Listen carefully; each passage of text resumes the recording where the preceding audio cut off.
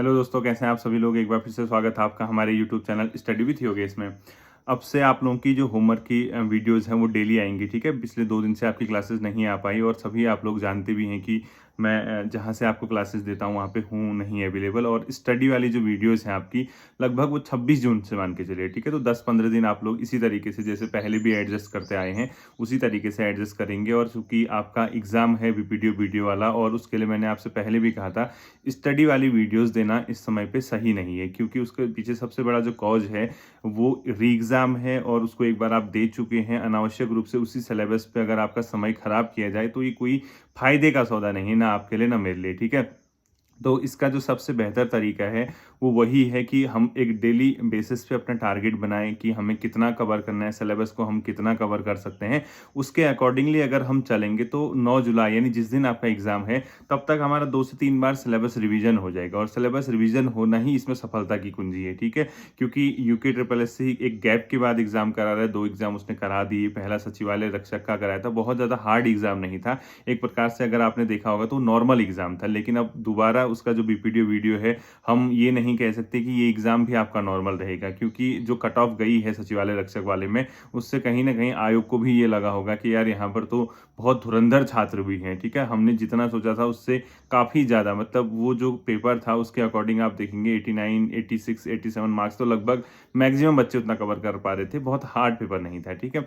तो सिलेबस के अकॉर्डिंग जो रिवीजन हमारी क्लासेज हैं या रिवीजन मतलब जो होमवर्क क्लासेज हैं वो अब यहाँ से डेली आएंगी और आपके एग्जाम तक रेगुलरली आएंगी, ठीक है। देखिए, सबसे पहले आप सिलेबस निकाल लीजिए। हिंदी वाला पोर्शन मैंने आपसे पहले भी कहा था एक बार आपका कंप्लीटली कवर हो चुका है, यानी हिंदी आप एक बार रिवीजन कर चुके हैं। और मैंने आपसे क्या कहा था कि अब आप क्या करेंगे, रेगुलर बेसिस यानी डेली बेसिस पे आप क्या करेंगे, हिंदी के सिलेबस को गूगल के अकॉर्डिंग एमसीक्यू करेंगे, ठीक है। मैंने लास्ट टाइम पे आपसे क्या कहा था, जैसे आपने एक दिन देखा देवनागरी लिपि का विकास आपने सर्च किया, ठीक है। यूट्यूब पे सर्च करने के बाद, गूगल पे सर्च करने के बाद आपने उस पर काम किया, उसके जितने एमसीक्यू हैं वो किए। उसके बाद इसी तरीके से भाषा का विकास, हिंदी भाषा का विकास, इससे संबंधित एमसीक्यू। तो आज इसी क्रम में हम अगला जो देखेंगे, आपने जो मतलब सिलेबस कंप्लीट कर लिया एक बार, ठीक है।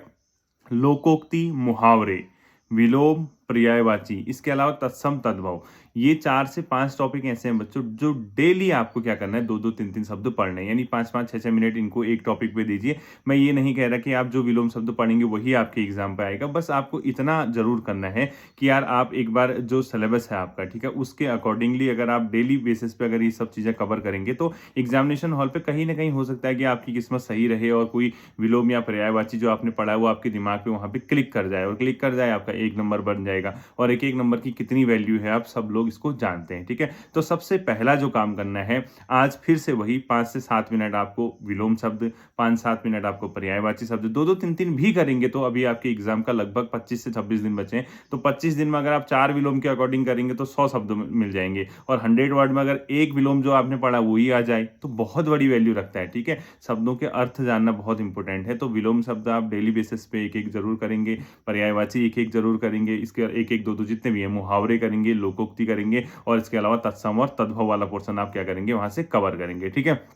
इसके बाद जो सेकंड चीज आती है, आपने लास्ट टाइम पे मैंने आपसे कहा था एमसीक्यू वाला करना है, ठीक है। आज आप एक काम करना, पत्र लेखन से संबंधित महत्वपूर्ण एमसीक्यू कर लेना। एक ये बहुत बड़ा चैप्टर नहीं होगा। दूसरा जो एमसीक्यू करोगे आप वो किससे करोगे, सीधे आप जो चैप्टर आपका दिया है संज्ञा सर्वनाम, ये दोनों चैप्टर जो हैं इससे संबंधित महत्वपूर्ण एमसीक्यू आज करोगे। और संज्ञा में भी आप लोग जानते हैं कि भाववाचक संज्ञा के अलावा बहुत इंपॉर्टेंट है नहीं वहां, ठीक है। वो भाववाचक संज्ञा से ही क्वेश्चन पूछता है। तो आज आपके 2 टॉपिक कवर होने चाहिए। कहां से, गूगल से, और उसमें पूरा लिखोगे संज्ञा से संबंधित महत्वपूर्ण एमसीक्यू प्रश्न हिंदी में, ठीक है। इसके अलावा सर्वनाम से संबंधित महत्वपूर्ण एमसीक्यू, इसके अलावा पत्र लेखन से संबंधित महत्वपूर्ण एमसीक्यू। तो इस तरीके से अगर आप एमसीक्यू बेसिस पे अगर करेंगे तो एक माह से के मतलब लगभग 25-26 दिन बचे हैं, आपकी एक प्रैक्टिस हो जाएगी, ठीक है। प्रैक्टिस आप करेंगे इसी तरीके से अगर आप चलते रहेंगे तो कहीं ना कहीं आपको आपके एग्जाम में इसका फायदा जरूर मिलेगा, ठीक है। तो इसको हल्के में मत लेना, बहुत इंपॉर्टेंट चीज है। बहुत सावधानी से, बहुत सही तरीके से आप इसको कवर करोगे तो आपके लिए इसका फायदा होगा, ठीक है। हिंदी वाला पोर्शन ये रहा। अब सीधे आप किस में आओगे, सेकंड जो पोर्शन रहता है आपका वो रहता है उत्तराखंड, क्योंकि उत्तराखंड 40 नंबर की है। मैं बार-बार आपसे कहता हूँ और ये मान के चलता हूँ कि जिला सीरीज़ आपकी कवर है, इसके अलावा इंडिविजुअल टॉपिक सीरीज़ आपकी कवर है, इसके अलावा आपका जो उत्तराखंड का इतिहास है वो कवर किया है। तो 10-10 मिनट आपके अपने नोट्स से सबसे पहले आप इसको समय दोगे, ठीक है? उसके बाद जैसे ही 10-10 मिनट आप यहाँ पे समय निकालोगे तो परीक्षा वाणी आज आपको आगे नहीं बढ़ानी है। ध्यान से सुनना है, क्योंकि मैं जानता हूँ कि उसको रिवीजन करना कितना इंपॉर्टेंट है, ठीक है? जैसे लास्ट टाइम पे मैंने खनिज संपदा के बाद शायद मृदा पशुपालन वाला चैप्टर दे यानी 8th चैप्टर तक हमारा कवर हो गया है। आज आप क्या करोगे, जो पहला चैप्टर है उसके जहाँ एमसीक्यू वन लाइनर दिए हैं, उस पहले चैप्टर के वन लाइनर में पूरे 8 चैप्टर तक के जो वन लाइनर दिए है उसको सबसे पहले आज आप कवर करोगे, ठीक है? उत्तराखंड नया नहीं पढ़ना है। आप क्या करोगे, 10 मिनट जिला सीरीज रिवीजन करोगे। आपकी मर्जी, आप कुछ भी रिवीजन कीजिए जिला सीरीज में, लेकिन करना जरूर है, ठीक है? 10 minute individual topic series revision कीजिए, 10 मिनट टाइम लगाइए, बिल्कुल अलार्म सेट होना चाहिए कि 10-10 मिनट हमने इस चीज को रिवीजन करना है, ठीक है? इसी प्रकार 10 मिनट आप उत्तराखंड के इतिहास को क्या करेंगे, रिवीजन करेंगे।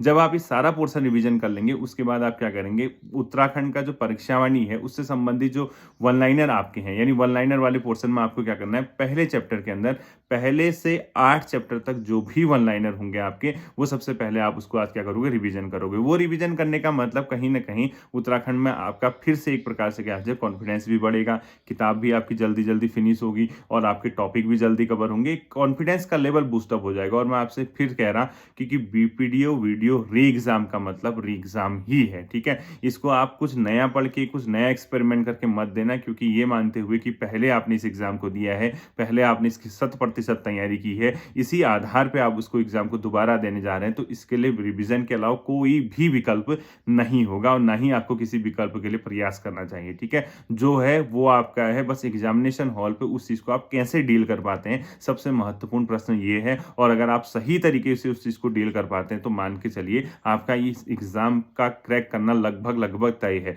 और ये गोल्डन अपॉर्चुनिटी बार बार मैं कह रहा, क्योंकि इसमें जैसे को पुलिस कांस्टेबल वाले बच्चों को मौका नहीं मिलेगा जहां तक मैं समझ रहा हूं, क्योंकि वो आपने नोटिफिकेशन पढ़ा होगा। इसके अलावा आपका पटवारी का रिजल्ट तब तक जारी हो जाएगा, कई बच्चे वहां चले जाएंगे, क्योंकि वो नहीं भी जाएंगे इसका रिजल्ट आने तक, इसके डॉक्यूमेंट वेरिफिकेशन तक, कई बच्चे वहां जाएंगे ही नहीं। दूसरा, जो अपने आप में ऑलरेडी 2800 या उससे ऊपर के स्केल पे सेलेक्ट है, वो बीपीडी वीडियो में नहीं आएगा। तो कहीं ना कहीं जो बची हुए पद हैं वो आप लोगों के लिए है, और आप लोगों में से कई बच्चों का भविष्य इसी पे निर्धारित, मतलब इसी से तय होगा कि आप उस एग्जाम को किस तरीके से वहां डील करके आते हैं, ठीक है? इसके बाद थर्ड सेशन है, क्योंकि आज आप लोग जानते हैं मंडे है ना, तो आप जो थर्ड सेशन है वो जीएस का है। जीएस के अंदर अब हम सीधे किस में चलेंगे, हिस्ट्री एंड पॉलिटी में चलेंगे, ठीक है? अब हिस्ट्री में देखिए, आप मॉडर्न हिस्ट्री के अंदर आपको आज इसको पूरा फिनिश करना है, यानी आज आपकी किसी भी केस में मॉडर्न हिस्ट्री कंप्लीट होनी चाहिए, जिसके अंदर आज आपका टॉपिक होगा प्रथम विश्व युद्ध और राष्ट्रीय आंदोलन को एंड करना पूना समझौता कर, ठीक है?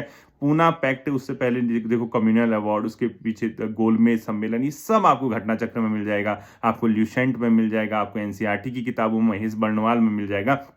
ये जो पोर्शन है आप इसको आज क्या करोगे, खत्म करोगे, ठीक है? तो इसके बाद एक क्लास आपकी बचेगी किसकी, मॉडर्न हिस्ट्री को एंड करने की, जहां आपको भारत सरकार अधिनियम 1935 वाला टॉपिक दिया है, चाहे उसके अंदर पाकिस्तान की मांग हो, क्रिप्स मिशन हो, भारत छोड़ो आंदोलन है, कैबिनेट मिशन है, आजाद हिंद फौज है, ये एक टॉपिक इसके लिए रखेंगे। तो आज आप क्या करना, भारत में जो प्रथम विश्व युद्ध और राष्ट्रीय आंदोलन, जहां होम रूल आंदोलन, लखनऊ समझौता, ये टॉपिक दिया है, इसको फिनिश कीजिए, क्योंकि लास्ट टाइम मैंने आपसे कहा था जलियांवाला बाग हत्याकांड तक आप लोग पढ़ लेना, खिलाफत आंदोलन, असहयोग आंदोलन, बहुत छोटे छोटे टॉपिक हैं, ठीक है? तो आज आप इसको एंड करोगे। जैसे ही आप इस वाले पोर्शन को एंड करोगे, इसके बाद एक क्लास यानी नेक्स्ट टाइम पे, नेक्स्ट डे जब हम होमवर्क वाला पोर्शन करेंगे, तो आपका कौन सा पोर्शन कवर हो जाएगा, भारत सरकार अधिनियम 1935 जहां दिया है, यहां से आप भारत की स्वतंत्रता तक यानी भारत के विभाजन तक वाला पोर्शन कंप्लीट करोगे, तो आपकी मॉडर्न हिस्ट्री एंड हो जाएगी। और जैसे ही आपकी मॉडर्न हिस्ट्री एंड हो जाएगी, हम लोग एंशिएंट और मेडिवल हिस्ट्री को हवा में होमवर्क के हिसाब से कवर करने की पूरी कोशिश करेंगे, ठीक है? अब देखिए, इसके अलावा जो दूसरा टॉपिक आपका रहता है हिस्ट्री के साथ, वो रहता है बच्चों पॉलिटी का, ठीक है? पॉलिटी के अंदर आपने क्या करना है, मैंने मौलिक अधिकार, मौलिक कर्तव्य भी मैंने दे दिया है, आज आपको इसको एंड करना है, भारतीय राज्य व्यवस्था, जिसमें भारतीय संविधान की विशेषताएं दी है, ये टॉपिक मैंने कराया हुआ है, डीप स्टडी वाले में कराया है, आप देखना।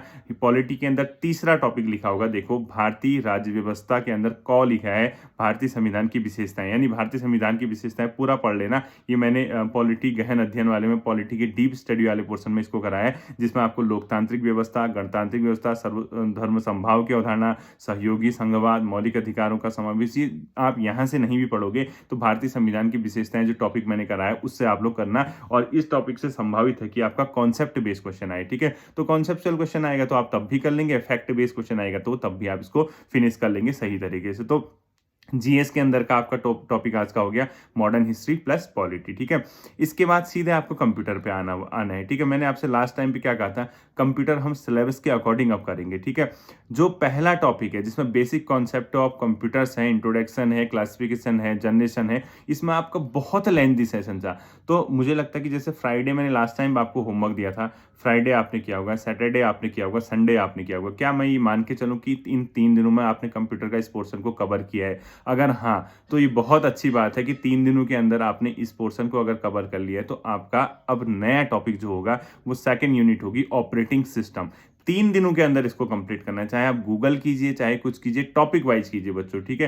क्योंकि देखिए कंप्यूटर के 2 3 4 4 5 क्वेश्चन भी आएंगे, अगर वो आपको सही हो जाते हैं तो आपके लिए एक बहुत बेहतर जो चांस बनता है एग्जाम क्रैक करने का वो बनेगा। क्योंकि अधिकांश बच्चे उत्तराखंड में स्कोर करेंगे, हिंदी में स्कोर करेंगे, जीएस में एवरेज रहेंगे, लेकिन कंप्यूटर और जो रीजनिंग का पोर्शन है उसमें पेन नहीं चल पाती उन लोगों की, बहुत से बच्चों की, ठीक है। किनकी, जो सिर्फ ग्रुप सी या जो मतलब एक प्रकार से मान के चलो कि जीएस या उत्तराखंड के फैक्ट जो पोर्शन है उसको ज्यादा फोकस करते हैं, कंप्यूटर रीजनिंग को बहुत लाइटली लेते हैं, तो वो स्कोर नहीं कर पाते, तो वो वहां पे मात खाते हैं, 4 4 5 5 नंबर वहां से वो पीछे हो जाते हैं। तो आप इस तरीके के काम नहीं करोगे।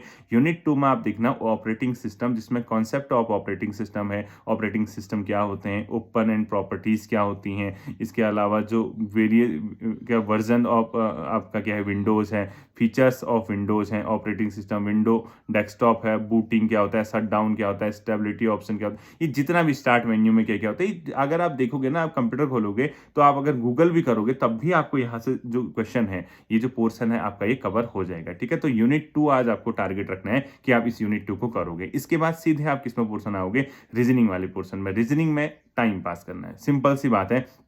क्योंकि अगर जैसे सचिवालय रक्षक का पेपर था उसमें 10 नंबर की रीजनिंग आती है, और 10 नंबर की रीजनिंग आपको अगर यहाँ पे मिलती है बीपीडीओ वीडियो वाले में, और जिसने रीजनिंग के क्वेश्चन सही कर लिए उसकी तो बल्ले बल्ले, ये कंफर्म मान के चलिए उसकी चल जाएगी गाड़ी, पक्का हो गया, ठीक है। तो आप लोग रीजनिंग पे बहुत अच्छे से काम करना, ज्यादा समय हिंदी से ज्यादा समय इस समय पे आप किसको दोगे, रीजनिंग प्लस कंप्यूटर। ये 2 पोर्शन ऐसे रहेंगे जिसको अगर आपने समय दिया और ये आपकी चल गई गाड़ी ना, क्योंकि उत्तराखंड तो औसत है, उत्तराखंड आप कितना पढ़ लीजिए, जितना आपने पढ़ रखा है वो मोर देन इनफ है, यानी बहुत ज्यादा है। किसी के 2 नंबर कम आएंगे, किसी से 3 नंबर, किसी के 2 नंबर ज्यादा, बहुत ज्यादा डिफरेंस नहीं आने वाले। किन में, जो निकलने वाले में। आप ऐसा नहीं कह रहा कि 50,000 बच्चे पेपर देंगे, 50,000 के बच्चों में सबके बीच 2 नंबर का गैप होगा उत्तराखंड में, उतना नहीं। आप टॉप 1000 बच्चे देखना या 1100 बच्चे देखना या 1500 देखना, वो 1 नंबर 2 नंबर से ज्यादा गैप नहीं रहता उनके बीच उत्तराखंड के पोर्शन पे, चाहे जीएस के पोर्शन पे। हाँ, यहाँ पे जो काम करेगी चीजें, यहाँ पे जो एक प्रकार से आप ये मान के चलिए जो ट्रिकी चीज है, एक प्रकार से आप लोगों के लिए जो एक संभावना है जो आपके सिलेक्शन को बहुत ज्यादा इनहेंस कर सकती है, वो है रीजनिंग का पोर्शन और कंप्यूटर का पोर्शन। इन दोनों का कॉम्बिनेशन अगर आपका सही बैठ गया तो आपका सिलेक्शन होना तय है, ठीक है। तो आप ये करोगे। तो हिंदी में क्या हो गया आज, पत्र लेखन से संबंधित महत्वपूर्ण एमसीक्यू गूगल करना है।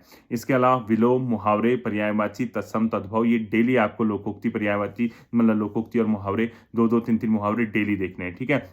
ये पोर्शन आज आपका किसका हो गया, हिंदी का हो गया। इसके बाद आप सीधे कहाँ होगे, जीएस में। जीएस में मैंने बता दिया होम रूल आंदोलन वाला जो टॉपिक है, प्रथम विश्व युद्ध, भारत में राष्ट्रीय आंदोलन जो भी है उसको आज फिनिश करना है। दूसरा पॉलिटियम, भारतीय संविधान की विशेषताएं फिनिश करना है। कंप्यूटर में यूनिट 2 पे काम करना है, और रीजनिंग में आपका टाइम पास जो भी आपको मिले, लेकिन माइंड को एक्टिव रखना है, माइंड को सुन्न नहीं रखना है कि माइंड साइलेंट रहेगा हमारा, हम उसके रीजनिंग के क्वेश्चन कर लेंगे एग्जामिनेशन हॉल पे, ये नहीं हो पाएगा, ठीक है। ये वाला पोर्शन आप किसी भी केस में आने वाले 24 घंटों के अंदर इस टारगेट को आप कंप्लीट करेंगे, मैं ये उम्मीद करूंगा, ठीक।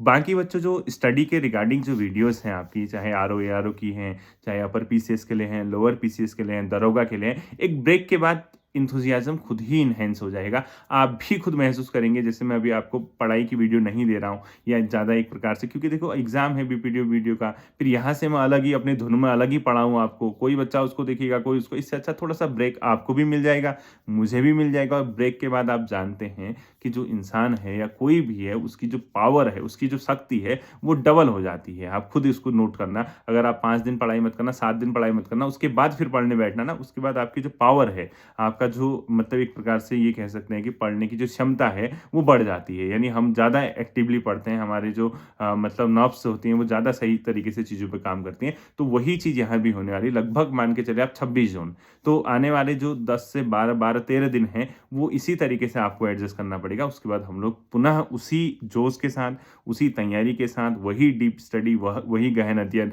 वही व्हाइट बोर्ड के साथ अपनी पढ़ाई करेंगे, ठीक है? तो इस टारगेट को कंप्लीट कर लेना। कल मैं आपको नया टारगेट दूँगा, उस टारगेट को भी आप कंप्लीट करेंगे। इसी तरीके से एग्ज़ाम तक हम जितना भी टारगेट होगा उसको कंप्लीट करेंगे और अच्छे मन से, अच्छे मतलब जो रिवीजन है या अच्छे तरीके से हम एग्ज़ाम देंगे और हम लोगों का एग्ज़ामिनेशन हॉल पे सिलेक्शन होगा। इन्हीं उम्मीदों के साथ फिर से एक बार आपका धन्यवाद, शुभकामनाएँ। फिर मिलते हैं अगले सेशन पे, अपना ध्यान रखिएगा। Thank you.